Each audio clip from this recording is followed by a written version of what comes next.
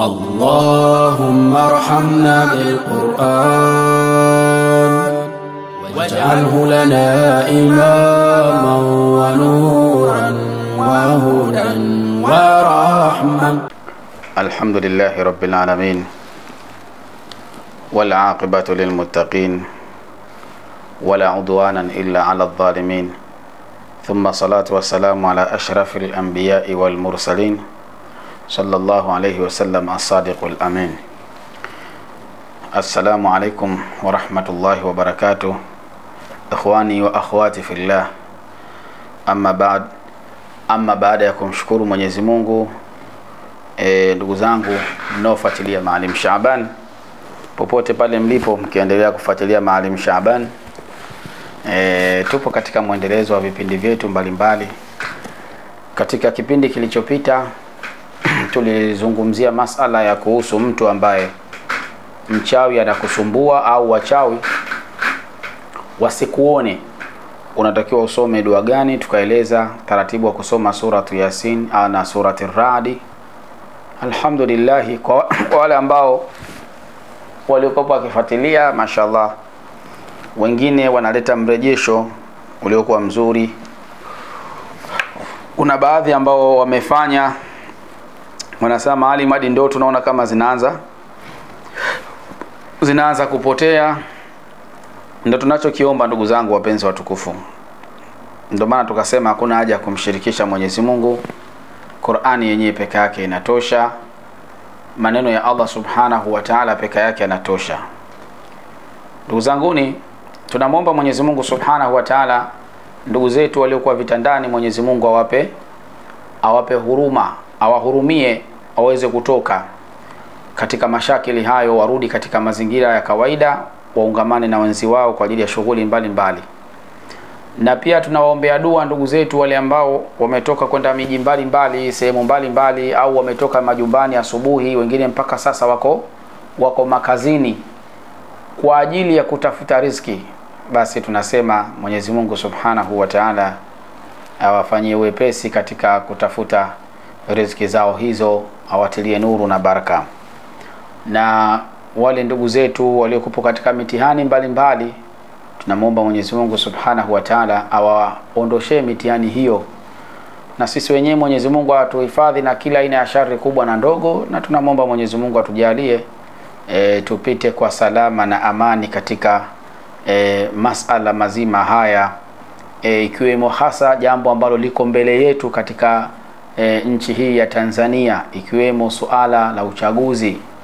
Ni suala ambalo mkubwa mdogo sote tunahitaji kuomba Mwenyezi Mungu Subhanahu wa Ta'ala atuvushe salama kwa kheri na baraka zake, kwa sababu leo tunatoka asubuhi tuenda kusali misikitini alfajiri, alhamdulillah. Tunarudi majumbani, alhamdulillah. Unakwenda dhuhuri unasali, unakwenda unafanya ibada, unatoka kiguu mosi kiguu pili unaelekea katika shughuli zako za kawaida. Ndugu zangu, hii ni neema, wallahi ni neema.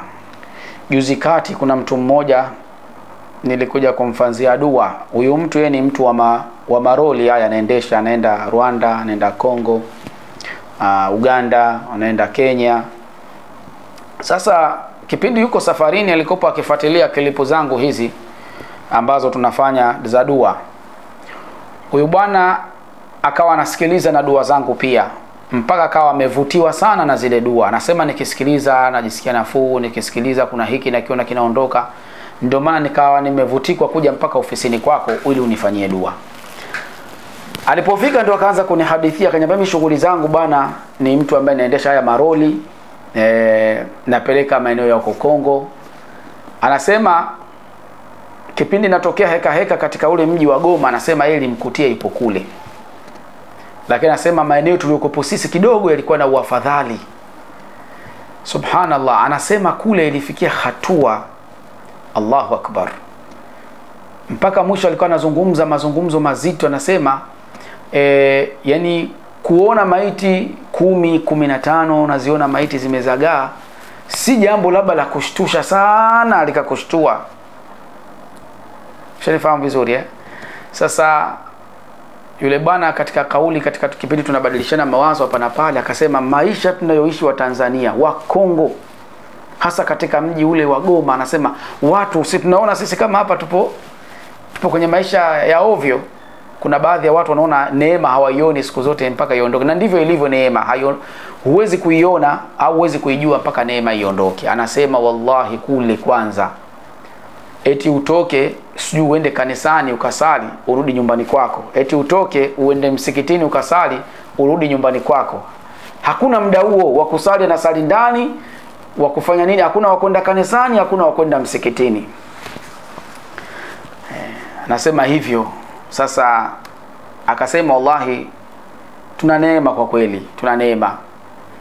Mwisho wa siku akaja akaniongelesha kitu kimoja, akasema watu wanaamka saa 10 ya usiku kwenda kufuata samaki feli, kakaa barabarani na kindoo chake anasubiria gari ili apande basi aende kwenda kuchukua bidhaa, au wengine wanaenda kuchukua nyama wanaenda kuchukua nyama huko machinjioni, wengine anasema ni bongele sana la neema hili, lakini huwezi kulijua. Kwa ajili hiyo ndugu zangu wapenzi watukufu, mimi sizungumzii uchama, sizungumzii sijui kitu gani, mimi sio mwanasiasa wala sio mwanachama.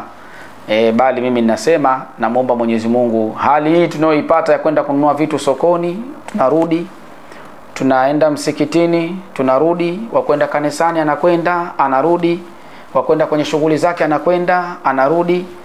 Masala ya kusema kipato kigumu akipatikane, hayo ni mambo mengine. Hii hatua tu, sitaki kuzungumzia masala ya uchumi wala masala ya nini. Nazungumzia hiki kipande cha mtu anatoka mguu mosi mguu pili kwenda kutafuta riziki na anarudi. Kwa kweli si jambo dogo, ni jambo kubwa sana. Ni jambo kubwa sana ndugu zangu.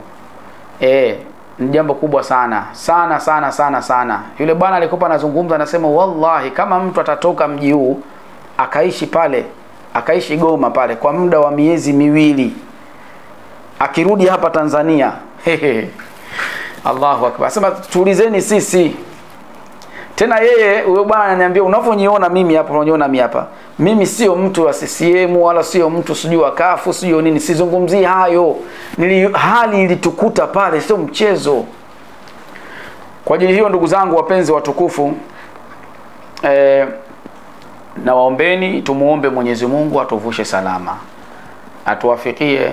Mnaona habari huko nchi mbalimbali, vurugu tu kwa kweli. Watu wanakosa mpaka kipande cha mkate chakula kwa sababu ya vita. Vita sio kitu kizuri shekhe. Kuna watu wanakosa mpaka yale maji ya kunywa kwa sababu ya vita. Vita ni hatari. Vita ni balaa zito, vita ni fitna zito.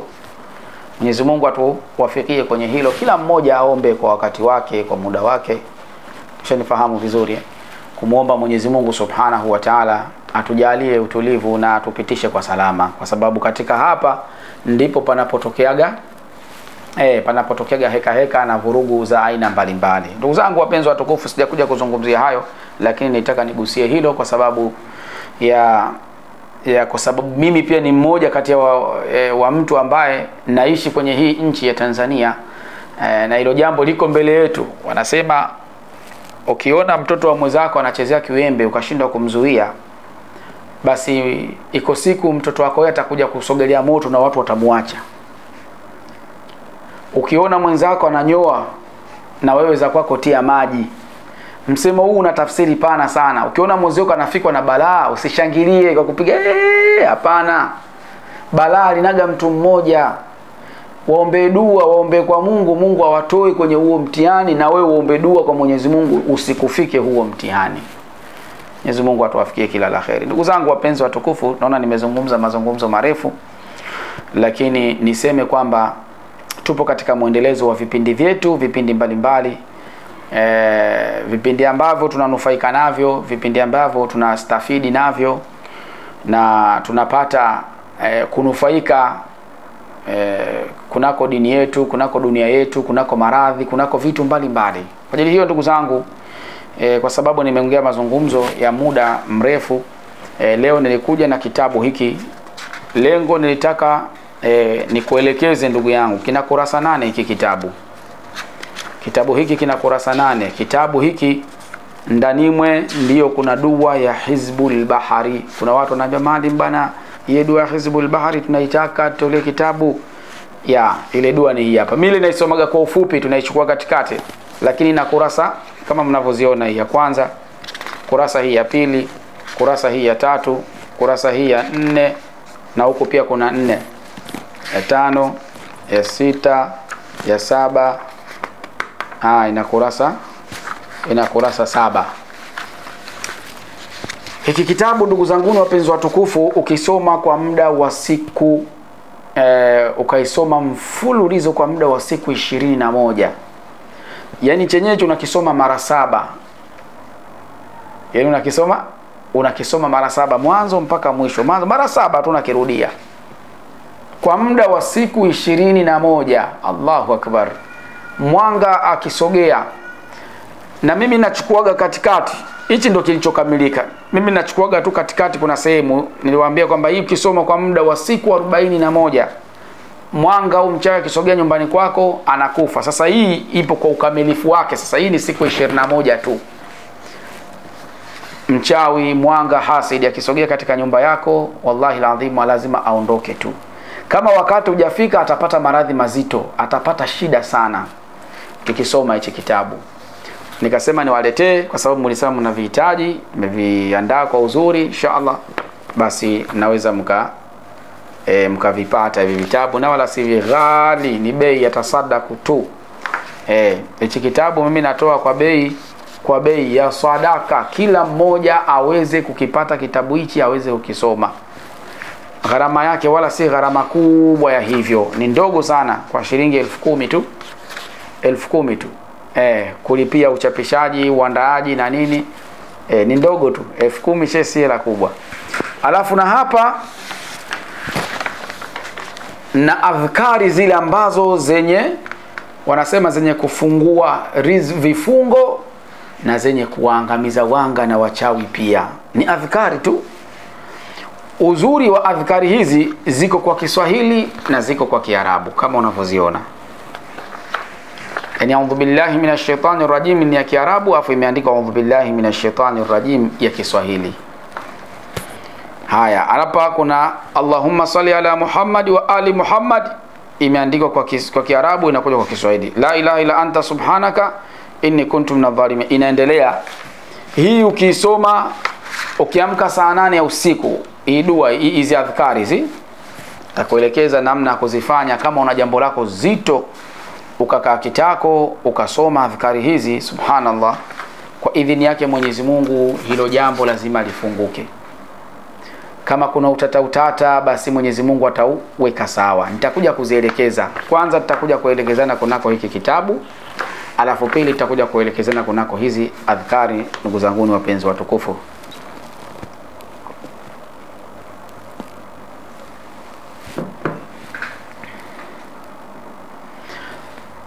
hapa tuna ibtalu sihr. Hii ni ibtalu sihri, dawa ambayo inatumika sana kwenye uji kwa ajili ya kubatilisha uchawi uliokuwa mwilini, aidha tumboni au katika mwili. Hapa tuna juruhul batni, majeraha, yani vidonda vya tumbo. Vidonda vya tumbo, hii ndio kiboko yake. Hii dawa pia ni ya unga, inatumika sana kwenye uji. Halafu hapa tuna kashkash. Kashkashi sihri, hii nafikiri nishaikuelezea habari zake. Mujarabu sana hii dawa kwa wale wenye kuhitaji. Alafu tuna limau mujarabu, hii hapa, mgongo, kiuno na vitu kadha wa kadha unaweza kaitumia. Alafu leo tumewajia na dawa hii. Hii dawa inaitwa shaitani kila. Inaitwa shaitani. Hii dawa ni kwa ajili ya kuua, yani hii dawa unavyoiona kazi yake ni kwa ajili ya kuwaua mashetani waliokuwa mwilini. Dawa hii ukinywa kifuniko kimoja tu, habari yake inatembea mwili mzima. Shetani awe sehemu ya aina yoyote. Umeona hii? Ipo kama kahawa hivi. Hii inaua mashetani. Shetani yoyote, jini wa aina yoyote mkorofi yuko mwilini, ukiitumia hii lazima kwa uwezo wa Mwenyezi Mungu atakufa tu kama si kuondoka. Kama ni mkaidi kuondoka katika mwili, ukila hii dawa huyo jini anakufa, hawezi kustahimili. Sasa mnaweza mkaitafuta hii mkaipata, na wala sio ghali. Ni dawa ambayo iko bei rahisi sana. Ndugu mtazamaji na mfuatiliaji wa Maalim Shabani, tupo hapa kwa ajili ya kufaidishana, na tulikuwa tunawaeleza masala haya ya dawa na mambo mbalimbali, kwa sababu leo tumezungumzia sana swala la kuomba dua, kwa sababu ya kuomba dua kutokana na mbele hapa tunapokwenda tunakuja, kuna kitu kinaitwa uchaguzi, watu wataingia kwenye mambo ya kupiga kura na mambo kadha wa kadha, mambo mengi yatakwepo. Umeshanifahamu vizuri, kila mmoja amuombe dua kwa Mwenyezi Mungu Subhanahu wa Ta'ala kwa nafasi yake. Wewe mtoto wako inawezekana yuko bodi anasoma, umeshanifahamu vizuri, leo mtoto yuko bodi anasoma, bughudhiwi, afanyeje? Ni kwa sababu ya amani na utulivu unaopatikana. Mzazi unakuta yuko Mtwara, mtoto anasoma sangine Arusha, yuko boarding kwa watu ambao wamewakabidhisha tu watu wa shule, anasoma pale, anakula pale, alhamdulillah. Mzazi yuko Arusha, mtoto anasoma boarding, utasikia yuko Mbeya. Mshanifahamu vizuri Mzazi mara nyingine yuko Mbeya, mtoto anasoma yuko Iringa. Mzazi yuko Morogoro, mtoto yuko Dar es Salaam. Mzazi yuko Dar es Salaam, mtoto yuko Mtwara anasoma. Kiufupi watu wako sehemu mbalimbali wanasoma na wako mashuleni, na mara nyingine hawana hata mlinzi kusema baba kuna mlinzi, hapana, au kama ni mlinzi ni mmoja tu. Sasa mlinzi mmoja unafikiri ana uwezo wa kulinda wanafunzi 1000 au wanafunzi 700 800? Hii yote ni kwa sababu kwamba kwa sababu kuna utulivu na kuna amani. Hata kiweko mtu mmoja tu, kama tu kuwalinda tu watoto wasitoroke wasiende huku. Sasa si jambo la maskhara ndugu zangu wapenzi watukufu. Sijawahi kulisemea mimi jambo hili, lakini nasema kwa sababu ni wajibu, lazima tuseme. Na wala hakuna mambo ya kusema sijui kujipendekeza, sijui kufanyeje, hapana. Hili jambo letu sote, pakiharibika tunaharibikiwa sote. Umeelewa vizuri? Pakiwa na utulivu tunapata utulivu sote. Sasa ni jambo ambalo kila mmoja anatakiwa nyanyue mikono, kila mtu kwa imani yake, kwa namna yake. Sisi kama Waislamu tunasema katika sala zetu, katika qiyamul layli chetu, basi tumuombe sana Mwenyezi Mungu Subhanahu wa Ta'ala tupite kwa amani katika hili jambo insha Allah Ta'ala, na biidhnillah Mwenyezi Mungu atatupitisha kwa salama na amani. Na mimi ndugu yako Maalim Shabani, nyuma ya kamera akisimama vema Habibi Suleiman ibn Sultani, akihakikisha mambo yanakwenda vizuri kweli kweli. Sote hatuna la ziada, bila kumsahau Hamisi Kimaka, msimamizi wetu wa vipindi hapa. Wote kwa ujumla wetu tunawatakia utazamaji mwema. Uhibbukum fillah. Wassalamu alaikum wa rahmatullahi wa barakatuh, wa ila liqa. Kile kituo chako pendwa cha tiba asili na dua cha Shifa chini ya Maalim Shaban sasa kinatibu magonjwa yote sugu ikiambatanishwa na visomo mbalimbali. Yes, Shifa wanatibu presha, matatizo ya kichwa, matatizo ya macho, kisukari, miguu kufa ganzi, kutoshika ujauzito au kuharibika kwa ujauzito, matatizo ya nguvu za kiume, nuksi, mikosi, mashaitan pamoja na vifungo vya uchawi. Njoo wewe na familia yako uondokane na matatizo uliyokuwa nayo. Kwa mawasiliano zaidi piga simu namba 0755 78 24 78 au 0717 28 42 42 na 0625 57 52 72. Shifa, ukipona wewe na taifa pia limepona. Wote mnakaribishwa.